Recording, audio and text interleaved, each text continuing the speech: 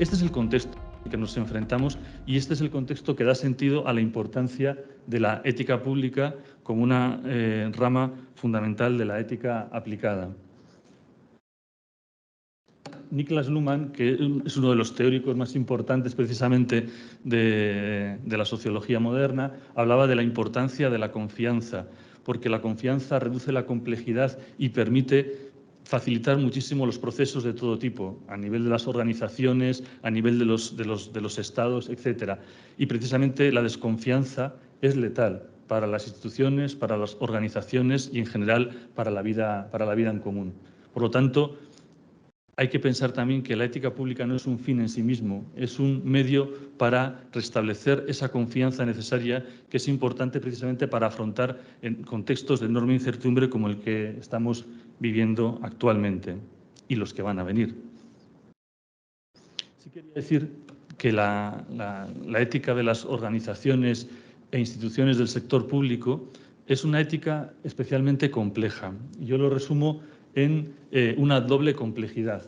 Primero, es una ética en las instituciones, en las organizaciones, porque afecta a los individuos, a las personas que trabajamos en ellas. Yo soy funcionario público, soy un servidor público que pertenezco al sistema público de investigación en España y digamos que la ética aplicada, en este caso al CSIC, a mi institución, es una ética que me afecta a mí personalmente, pero es una ética también de las organizaciones, porque en las organizaciones lo que sea la cultura institucional influye mucho en las decisiones que tomamos como individuos.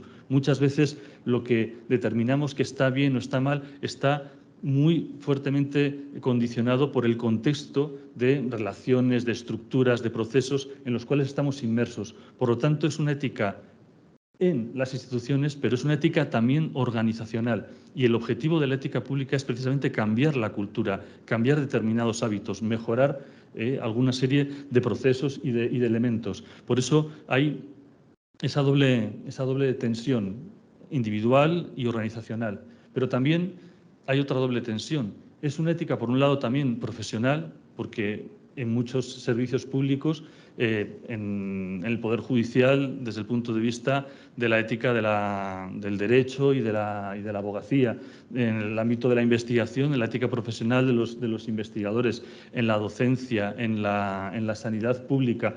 Es decir, la ética pública es una ética que incluye también la ética profesional, pero también es una ética orientada y que tiene como su sentido el interés general, la utilidad pública y, en última instancia, el bien común.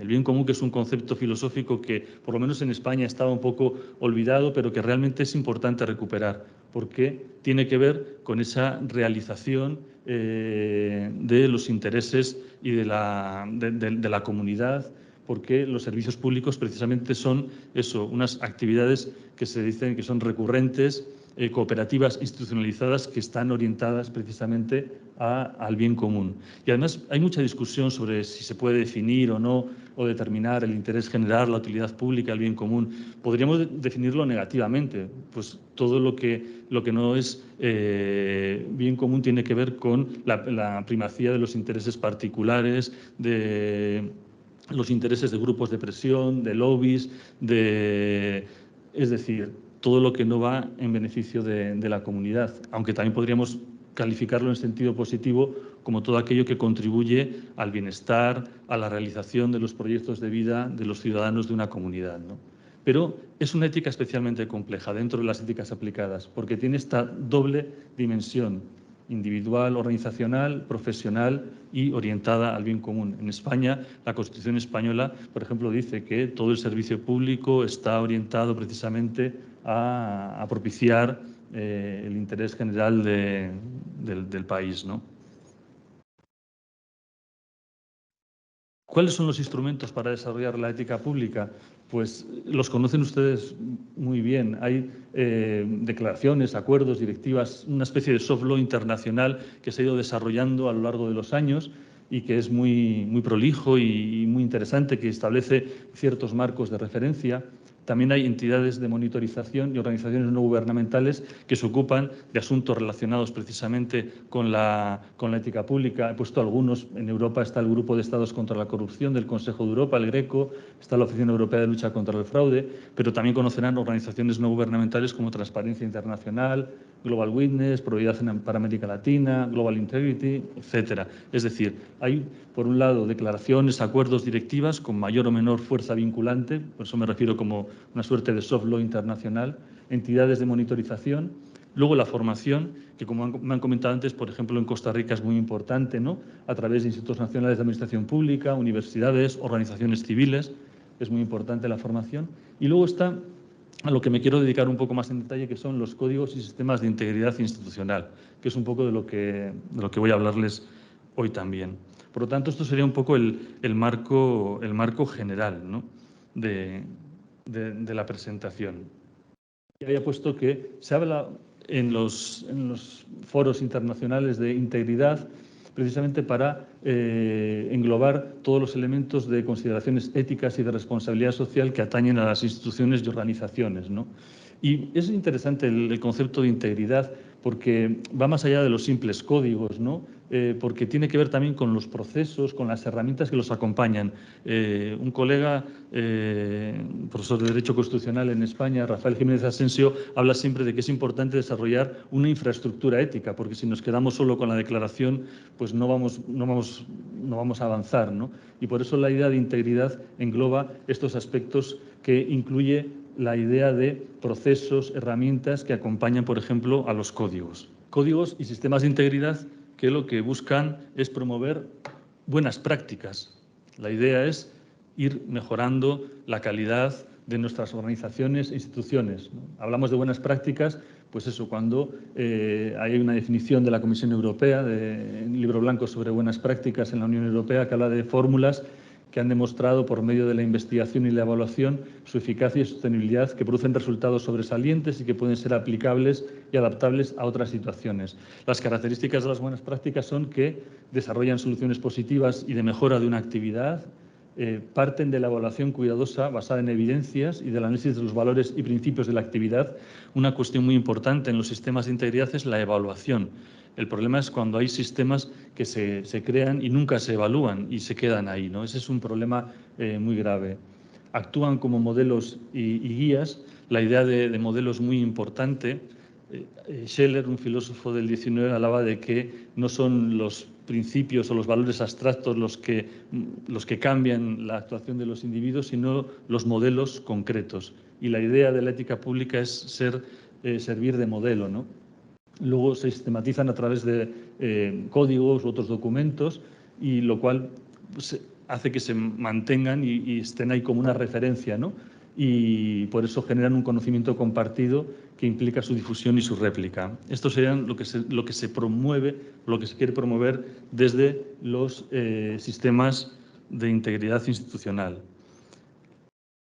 Y además son sistemas que tienen una importancia hacia dentro de las organizaciones, pero también hacia afuera, es decir, contribuyen a generar lo que Rawls llamaba también una buena sociedad, ¿no? En la medida en que las instituciones se comportan de manera ejemplar, tienen esa capacidad de permear también al resto del entramado social.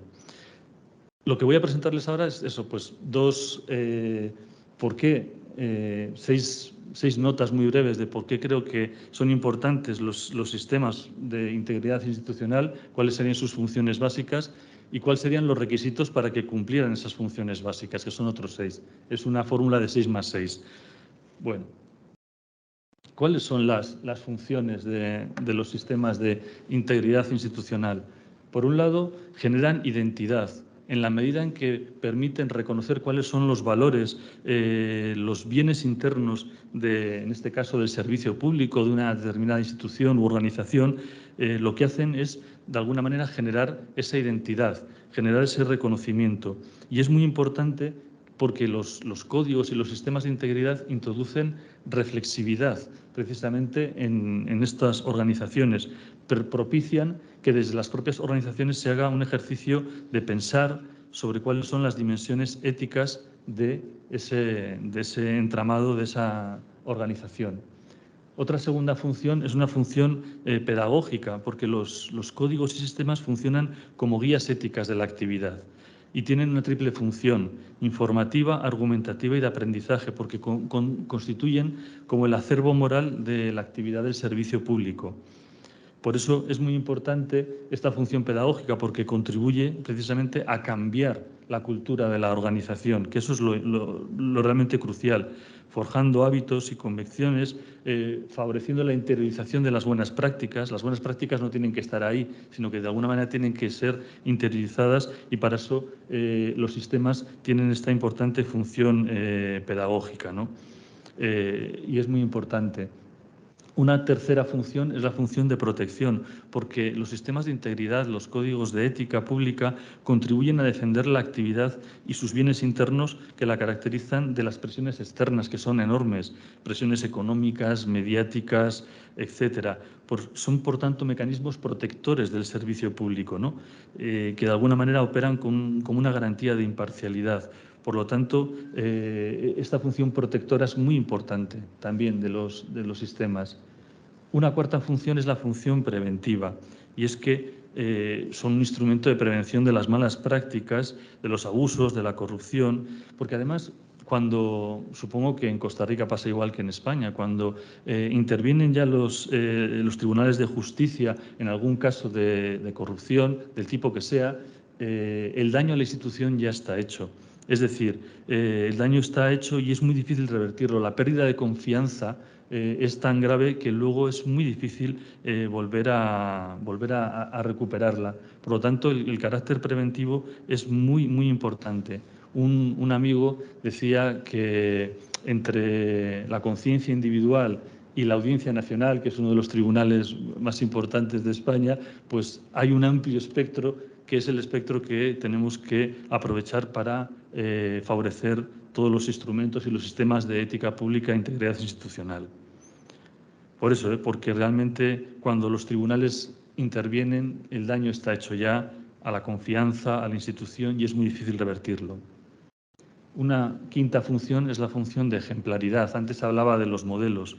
Los códigos de ética y de conducta acrecientan el prestigio de una actividad, la dignifican socialmente y establecen condiciones de ejemplaridad, que no es otra cosa que la fuerza de lo que es como debería ser, ¿no? Por lo tanto, es muy importante que estos sistemas y estos códigos sean públicos, porque de alguna manera afectan no solo a los individuos o los profesionales que trabajan en la institución, sino que es importante que se proyecten hacia la sociedad. Y precisamente la ejemplaridad es uno de los valores esenciales para la dignificación de la política y del servicio público, y sobre todo para esa última función, que es el restablecimiento o el fortalecimiento de la confianza de los individuos en los servicios públicos, en la administración y, en última instancia, en la política. La idea de que el servidor público pues tiene que practicar con el ejemplo, ese dicho que es tan conocido. Estas son las funciones, que son funciones muy importantes. ¿Cuál es el problema? Pues el problema es que muchas veces los sistemas de ética pública, de integridad institucional, los códigos, pues han tenido un carácter cosmético y meramente retórico y vacío, cuando no descaradamente publicitario, ¿no? Convirtiéndose en una especie de moralina, pero sin ir más allá y sin ninguna potencia transformadora. Y en este caso es todavía peor, porque cuando los códigos no se traducen en pautas concretas, todavía generan aún más desconfianza y más, podríamos decir, distancia entre la ciudadanía y las instituciones.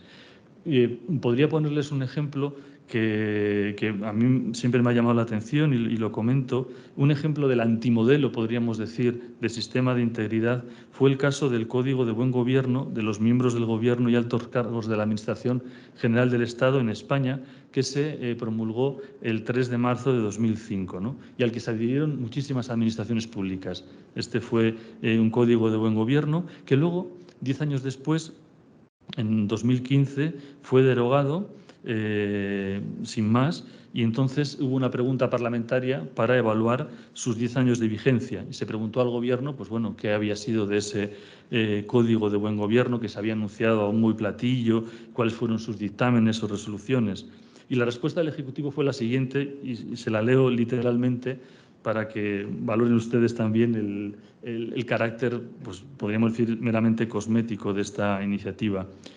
Se respondió así: no se ha elaborado ningún informe de los previstos en el apartado 4 del Código de Buen Gobierno, dado que dicho documento, es decir, un informe, solo se elaboraría en el supuesto de un eventual incumplimiento de los principios éticos y de conducta de dicho código.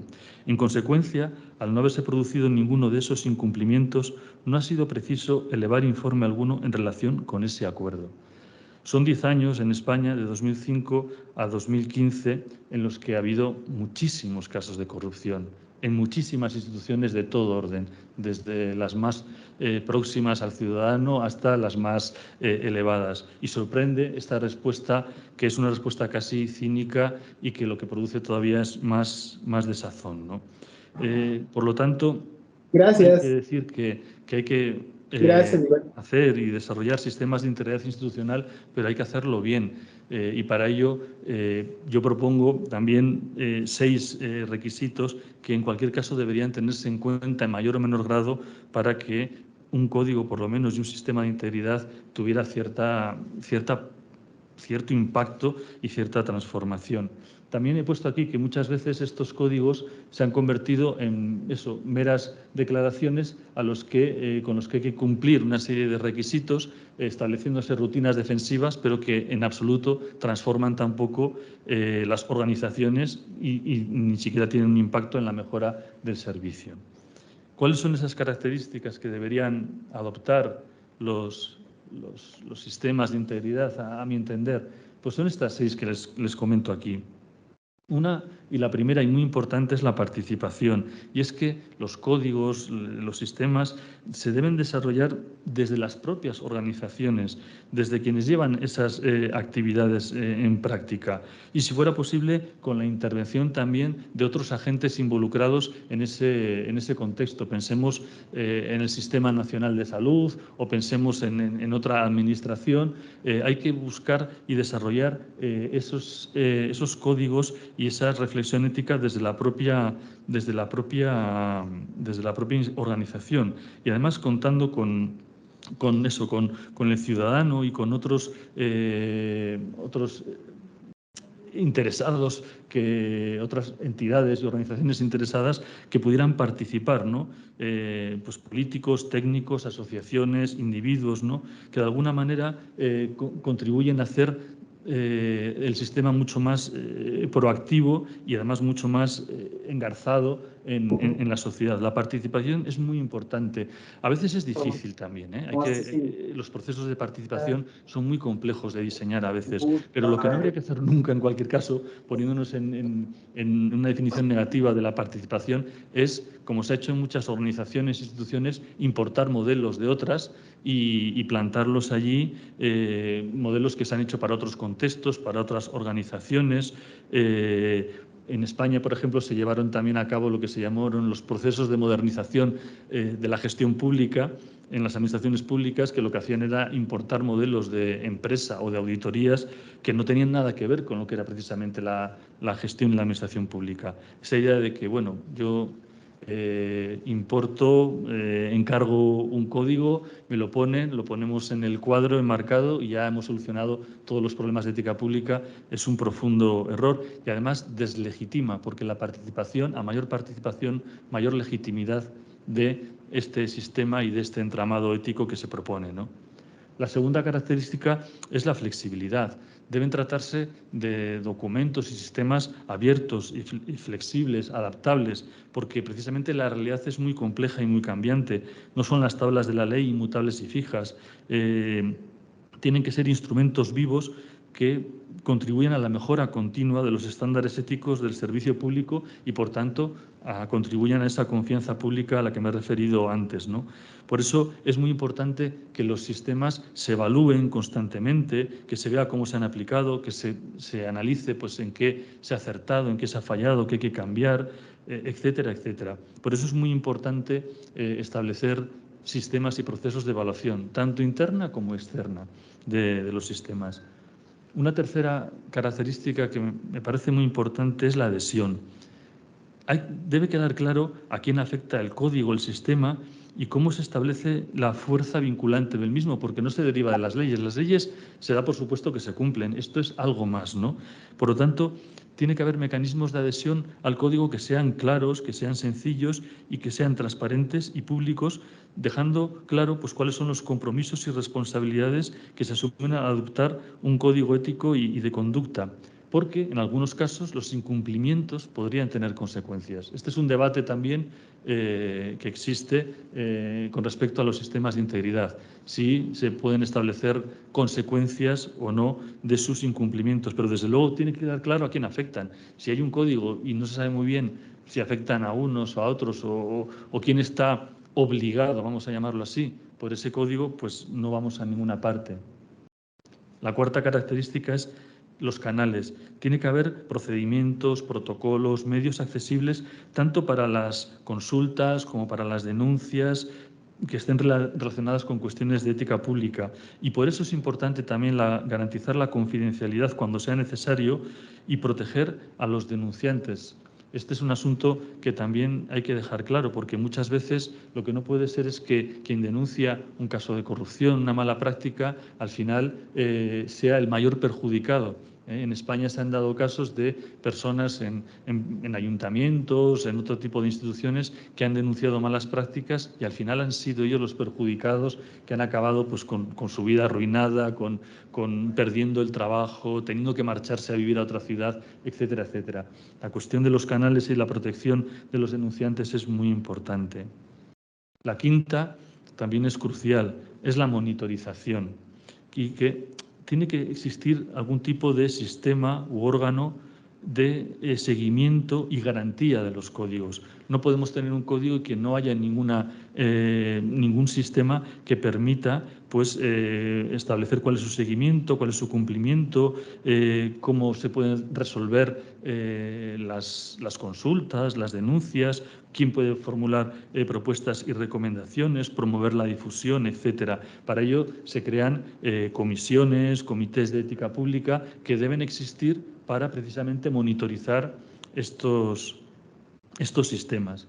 Y precisamente he hablado de que estos comités, estas comisiones, son las que permiten luego establecer la difusión, porque la difusión y la formación son cruciales para que se pueda establecer ese cambio de cultura. Cambiar la cultura institucional es muy difícil. Hacer un código, establecer un sistema, podemos hacer todos los pasos, pero cambiar la cultura requiere precisamente pues, hacer formación, establecer procesos de interiorización para mejorar el clima ético. Nosotros, por ejemplo, en algunas instituciones, después de haber implantado algunos sistemas de integridad, hemos realizado encuestas sobre el clima ético para ver en qué medida había incidido o no, se conocía o no dentro de la institución el sistema y cómo eso, a través de la encuesta, podíamos detectar qué es lo que no había llegado y podíamos lo estábamos evaluando, ¿no? Podíamos ir transformando. Por eso los cursos, seminarios, conferencias, establecer grupos focales, hemos hecho entrevistas en profundidad también. Ese tipo de redes de difusión son tremendamente importantes. Bueno, esta era la parte un poco declarativa de intenciones, las 6 funciones que me parecen muy importantes de los sistemas de integridad y ética pública, los 6 requisitos que deberían tener en alguna medida para que sean realmente exitosos y ahora quería comentarles la experiencia de 2 sistemas de integridad en los que he participado.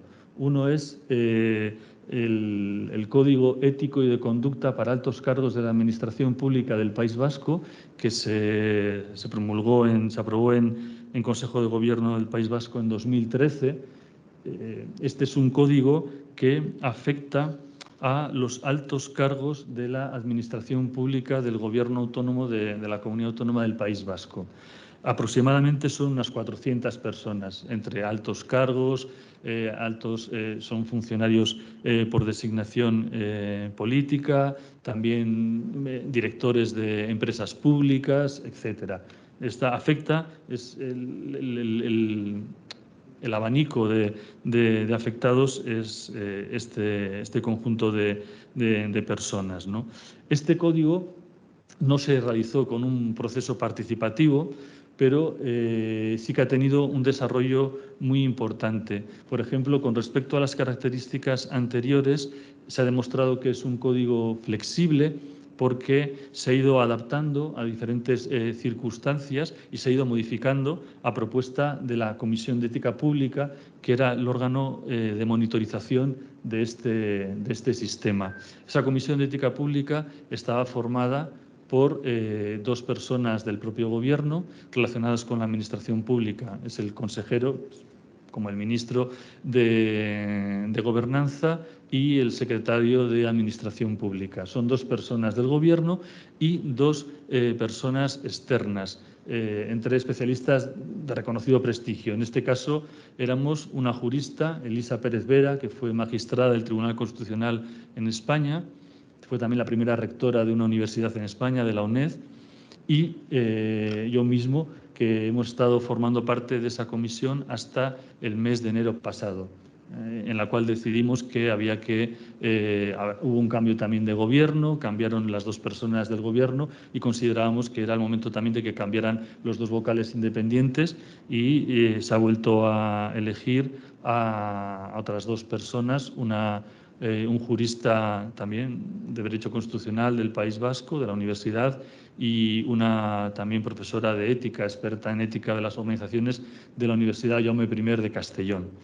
Entonces, bueno, se mantiene esa comisión con cuatro personas. Luego hay una persona que actúa de secretaria, que es un poco la que coordina todo pues, el funcionamiento, pero que tiene voz, pero no tiene voto, que es en concreto, ese cargo está ocupado por el director o directora en su momento del Instituto Vasco de Administración Pública. Esa comisión es la comisión que, por ejemplo, durante el desarrollo de estos años, pues hemos ido proponiendo algunas modificaciones y adaptaciones del código, por ejemplo, adaptándolo pues, a una ley que se impulsó sobre regulación del conflicto de intereses y que, por lo tanto, también afectaba al articulado mismo del código. Creamos un texto refundido en noviembre del 2016, que es el que está vigente actualmente. Y luego existen canales que son públicos para dirigirse tanto a través de los sistemas de Internet, pero también físicamente a la comisión para realizar consultas, quejas. Tengo que decir y denuncias, que la mayoría de los casos, todos los casos, se pueden consultar, pueden ustedes consultarlos entrando en la página de la Comisión de Ética Pública del Gobierno Vasco. Todos los casos están allí presentados sin el nombre de las personas, pero se puede seguir porque se ha creado una suerte de, bueno, no lo llamaría jurisprudencia, pero sí una serie de precedentes que permiten ya muchas veces no hacer la consulta, sino que pues, con respecto a cuestiones de regalos, con respecto a cuestiones de conflictos de intereses, cuando había personas de la Administración, de estos altos cargos, que eran invitados pues, a universidades o a medios de comunicación para... ellos presentaban sus consultas, se les respondía y eso ha generado ya una serie de conocimiento compartido que está transformando, eso es lo importante, está transformando un poco el quehacer al menos es un abanico pequeño de personas afectadas, les he dicho que son unas 400, pero está cambiando un poco el quehacer de estos altos cargos porque se está favoreciendo la cultura de la consulta. Es decir, si me permiten un poco la expresión llana, antes de meter la pata vamos a consultar y vamos a ver qué es lo correcto, lo que la comisión nos recomienda un poco para hacer en un caso en el que podríamos tener alguna duda. También ha habido denuncias, y tengo que decir que el código realmente tuvo un impacto muy grande porque a los pocos meses de promoverse, un alto cargo de la Administración Pública Vasca tuvo que dimitir porque bueno, pues hubo una contratación irregular con una empresa en la que él estaba implicado y era uno de los casos que se contemplaban en el código y se le pidió que dimitiera. En aquel momento algunos dijeron que dimitir no era un nombre ruso, sino que dimitir suponía dimitir, ¿no? ¿Por qué? Porque todos los altos cargos del gobierno vasco, estas 400 personas, antes de ocupar el cargo, tienen que adherirse explícitamente a ese mecanismo que comentaba antes, de adhesión. Ellos, cuando van a aceptar el cargo, se adhieren al código a través de una declaración sencilla y expresa que firman y se les entrega además el código, firman que lo conocen y que aceptan además las resoluciones que pueda adoptar la Comisión de Ética Pública. Y la Comisión de Ética Pública, que es uno de los debates que luego podemos comentar, si estos sistemas deben tener algún tipo de sanción por incumplimiento, que es una sanción que va más allá de lo estrictamente legal o no. Yo considero que tiene que ser sobre todo una función pedagógica, preventiva, de transformación de la cultura, pero también tiene que haber un compromiso. Y el compromiso de adhesión es importante y en este caso fue un caso muy flagrante y se pidió, si no hubiera dimitido, se le hubiera cesado. Es decir, había el compromiso de que esa persona que había contravenido gravemente el código, pues tuvo que dimitir. También por dar algún dato, pues hay una media de unos 12 informes que se hacen por año, es decir, de casos que se presentan, todo está siempre, se hace una memoria anual también que se distribuye de manera gratuita para que también se conozca un poco la actividad de la comisión y luego lo que se promueve también es la formación a través de cursos, de conferencias, de seminarios y también de intentar un poco en pequeños grupos pues ver cómo puede afectar a un determinado servicio, a una determinada parte de la administración, pues el código. Aunque digo que es un código que solo afecta a los altos cargos. Se está discutiendo en este momento si ampliar el código a toda la función pública del gobierno vasco. Esto es más complejo porque además implica también pues una serie de cuestiones, vamos a decir, laborales, sindicales, que habría que analizar, ¿no? Y por ahora está ahí en esa situación, ¿no? En cambio, en el sistema de integridad institucional de la Diputación Foral de Guipúzcoa, que es posterior, hay algunos avances. Este sistema se plantea ya no como un código, sino como un sistema, como una infraestructura ética. La Diputación Foral de Guipúzcoa, para que entiendan, en el País Vasco es una comunidad autónoma dentro del sistema de comunidades autónomas que hay en España, pero la Comunidad Autónoma del País Vasco tiene, cada provincia, que son 3, y luego también Navarra, tienen un régimen foral específico que hace que estas provincias, las 3 del País Vasco y Navarra, tengan un régimen fiscal propio, tengan hacienda propia, tengan competencias sobre obras públicas, sobre servicios sociales, es decir, son organismos que tienen mucho poder con respecto al territorio sobre el que ejercen su potestad, ¿no? Y por eso el sistema es muy, muy importante. O sea, no es una institución menor, sino precisamente es la institución que gestiona en el territorio histórico de Guipúzcoa los servicios sociales, las carreteras, la hacienda, etcétera, etcétera, ¿no? Pues bien, el sistema se basa también en, por ahora, 4 códigos. Han desarrollado 4 códigos sucesivamente, no lo han hecho todo de golpe. Primero un código de conducta y buenas prácticas para los altos cargos, digamos, en semejanza con el del gobierno vasco, pero también han desarrollado un código para el personal funcionario y laboral, de todo el personal funcionario y laboral, que es mucho. Y además para la elaboración de este código se contó con la participación también de las organizaciones sindicales representadas entre los trabajadores y trabajadoras de la Diputación Foral de Guipúzcoa. También se ha desarrollado un código que tiene que ver con la contratación pública y las subvenciones, es decir, el primer empleador y el primer contratador del territorio de Guipúzcoa es la Diputación Foral, y establecer un código para la relación con las empresas que contratan ha sido también muy importante. Y el cuarto es el que tiene que ver, que se ha desarrollado con las ayudas a entidades no gubernamentales que colaboran también con la administración pública, etcétera. El quinto, que se va a desarrollar próximamente y en el que estoy trabajando con otros colegas, tiene que ver también con el uso ético y socialmente responsable de los datos masivos. Tiene que ver un poco, lo que comentábamos antes, con cuestiones de cómo usar bien los datos, esos datos que tiene la Administración, que son muchísimos, que deberíamos aprovecharlos, pero debemos aprovecharlos con respeto, con cuidado, de una manera socialmente responsable, orientados al interés general, etcétera. Ese es el quinto. El sistema se plantea como una cascada de diferentes ámbitos en los que se desarrollan códigos de buenas prácticas, pero hay una única comisión. Hay una única comisión de ética que es la que monitoriza precisamente el cumplimiento, las quejas, recibe las quejas, etcétera, relacionadas con todos los diferentes, digamos, subsistemas, ¿no?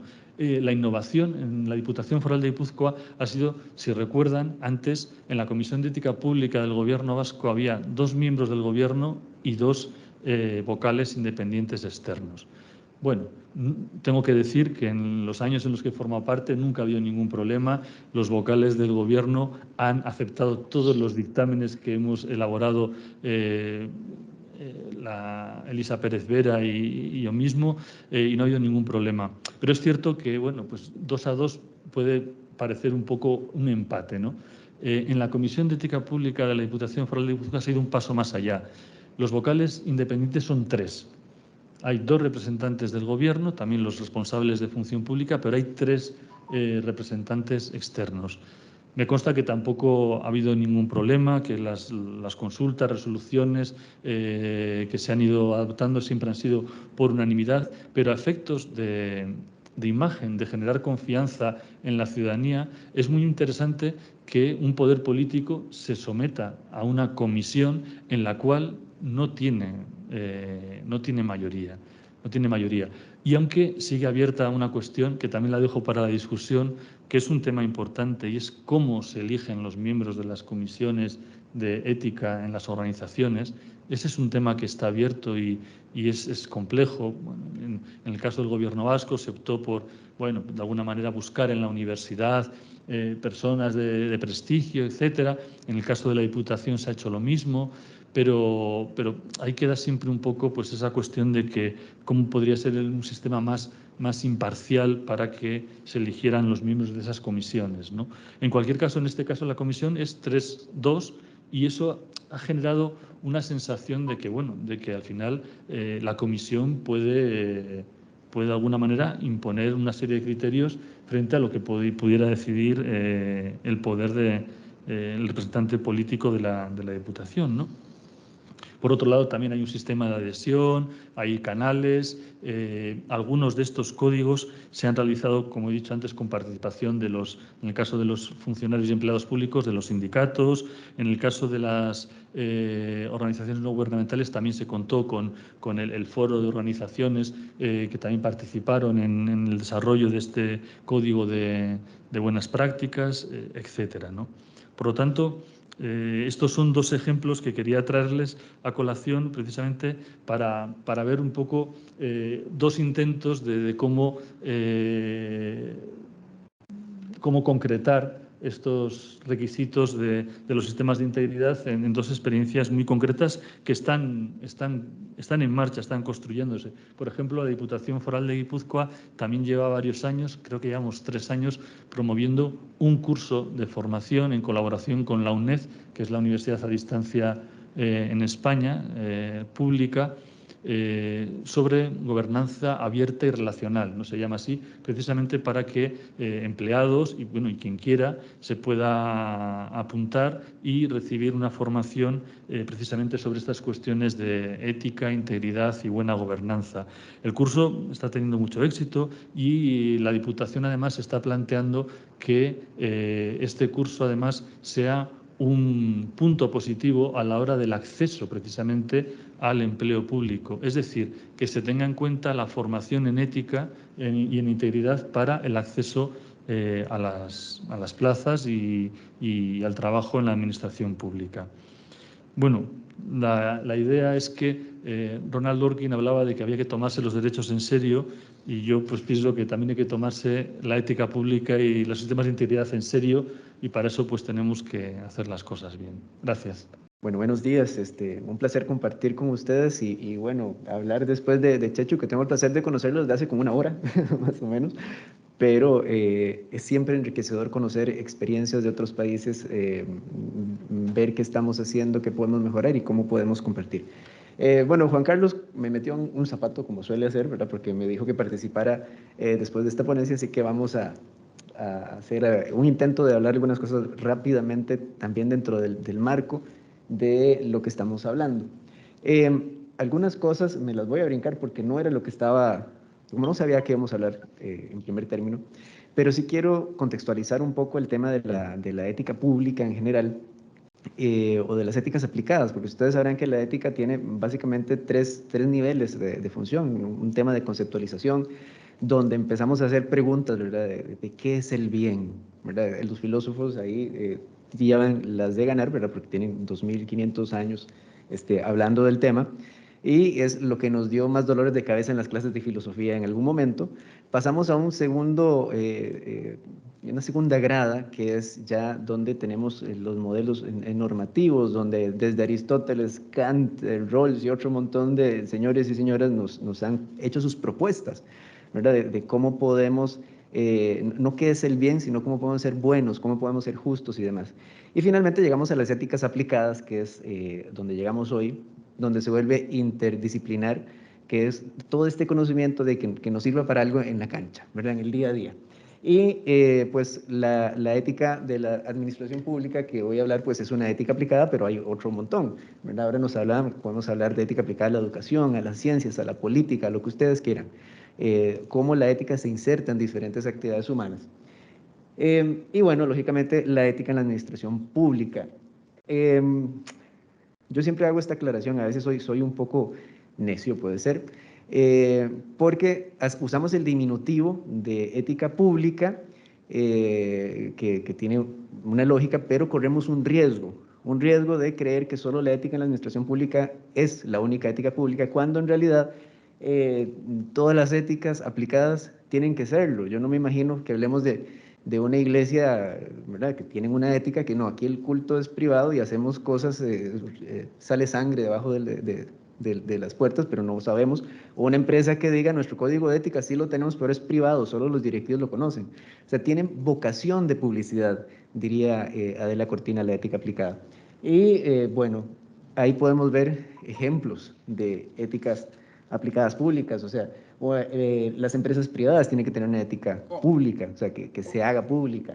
En los grupos religiosos, partidos políticos, equipos deportivos, lo que usted quiera, ¿verdad? Cuando aplicamos la ética, pues tiene que estar ahí. Pero bueno, generalmente, cuando hablan solo de ética pública, estamos hablando de ética en la administración pública. Ahora, otro tema es no confundir ética con anticorrupción, que es también otro problema y que nos ha costado muy caro en el sentido de corregir esto. ¿Por qué? Porque cuando hablamos de anticorrupción, no hablamos de ética solamente, ¿sí? No hablamos de promover ética, sino que hablamos de normas legales, hablamos de temas administrativos, hablamos incluso hasta de ontología. La OCDE se dio cuenta de esto hace tiempo y empezó a cambiar el tema de ética, a hablar de integridad, ¿verdad? En lugar de usar anticorrupción, porque anticorrupción suena muy feo, ¿verdad? Como que estamos peleando contra algo, usa integridad y así se ha extendido, pero para decir que no estamos solo hablando de temas éticos, que son importantes, pero vamos más allá. Ahora, no es que toda la ética esté contenida en la anticorrupción, la integridad, no es que todo el derecho esté contenido, sino que tomamos herramientas de cada uno de ellos para básicamente prevenir o luchar contra la corrupción. Ahí está un poco el tema de la ética. Ustedes sabrán, no voy a entrar en detalles, ¿verdad? La ética parte de cómo tomamos decisiones, parte del tema de principios, valores, virtudes, de los deberes para los demás y un largo etcétera.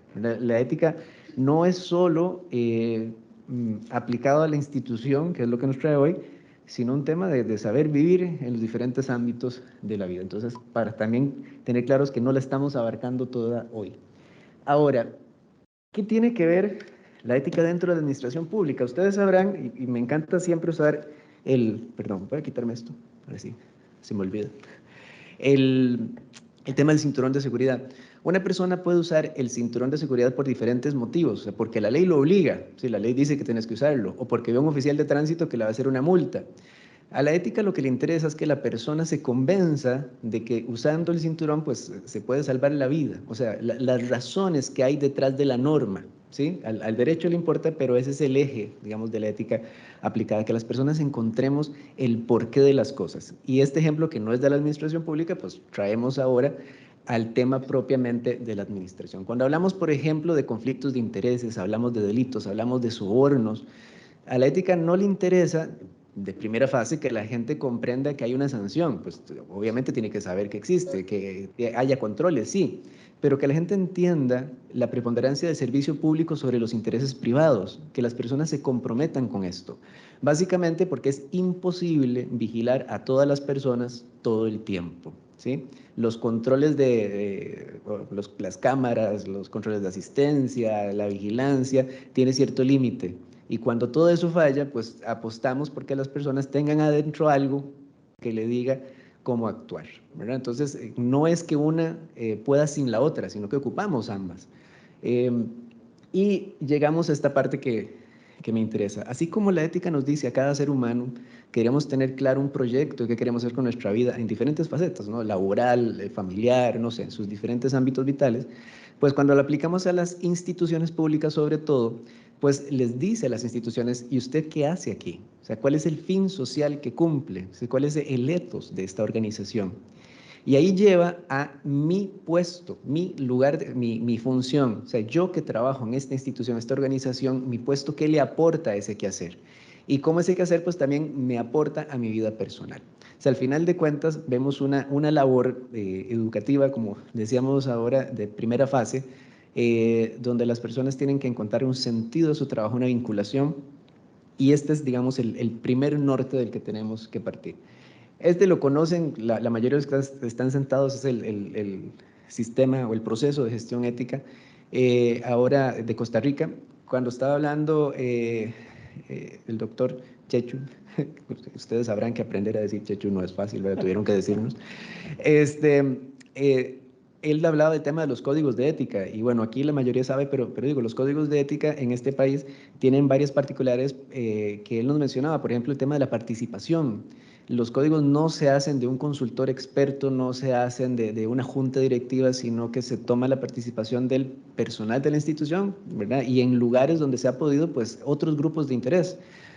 Población meta, proveedores, otras instituciones, para construir algo, digamos, que refleje una visión más global. Y aquí, bueno, los códigos no tienen sanciones, no se castiga su incumplimiento, son propositivos. Básicamente amparados en el tema de que también hay un régimen disciplinario, ¿verdad? O sea, no es que si una persona llega tarde todos los días al trabajo no se le puede sancionar, no, se le sanciona porque tiene un contrato de trabajo y hay un reglamento interno, no porque faltó a la responsabilidad que está en el código. Entonces, hacemos esa distinción porque muchas veces pasa que si ponemos dentro del mismo canasto la parte preventiva, educativa y la sancionatoria, y eso nos lo decía la gente de la OCDE del otro día, nos enfocamos más por lo que es más fácil, controlar y castigar, y descuidamos esta parte de cómo promover mejores conductas. Entonces, las dos partes son necesarias, pero las ponemos como en canastos diferentes para no descuidar ni una ni la otra. Y bueno, para cerrar, básicamente, porque no quiero alargarme demasiado, es recordar lo que les decía, la ética, les decía Aranguren, es la construcción del carácter, o sea, no es un producto acabado, sino como a veces me dicen, es que a mí en mi casa me enseñaron todos los valores del mundo, entonces yo ya estoy por encima del bien y del mal. Aranguren lo presentaba como un proceso, ¿no? Cómo las decisiones que vamos tomando a lo largo de la vida va cambiando nuestro ethos, nuestro carácter, y eso también pasa en las instituciones. ¿Sí? Cómo las decisiones institucionales conformadas por personas, al final de cuentas, va cambiando su carácter, va modificándose. Y por eso también es importante el monitoreo, no un monitoreo, en nuestro caso, para digamos, andar señalando las incorrecciones, sino cómo mejorar, ¿verdad? Cómo tenemos diagnósticos, cómo planteamos trabajo a largo plazo que incluye pues, capacitación, comunicación, corrección de deficiencias. O sea, por ejemplo, si tenemos miles de denuncias de mal servicio, pues bueno, ¿qué podemos hacer para mejorar ese servicio más allá de castigar al que está atendiendo mal, sino cómo, cuáles son las situaciones que pasan para que ese servicio no se esté prestando? Bueno, hasta ahí era algo pequeño porque me decían reaccionar un poco a lo que teníamos, pero creo que es más importante lo que podamos conversar, considerando no solo que tenemos a Chechu con nosotros, perdón por la familiaridad, porque como digo, lo vengo conociendo, también tenemos en el público a los dos compañeros que participaron en la sesión anterior del martes. Así que de pronto conversar un poquito sobre las consultas y profundizar sobre lo que ustedes quieran puede ser mucho más importante que lo que yo pueda decir. Así que muchísimas gracias.